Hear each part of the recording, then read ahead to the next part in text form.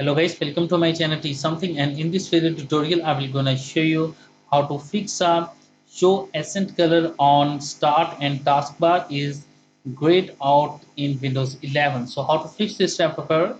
Let's get started. Before starting of the video, I humbly request you please subscribe my YouTube channel for more updates. So let's start.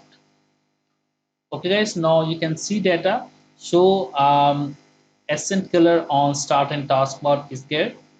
So how to fix it? Select a choose a mode and select a mode is dark or a custom. Select a dark mode. Now you can see data. It's enable it. You can select a custom. Now you can see show accent color and taskbar.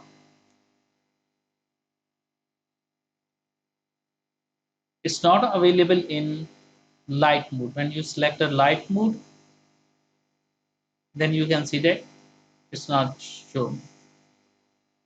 So select a dark and custom colors. I hope this video is helpful for you. Thanks for watching and please subscribe my YouTube channel.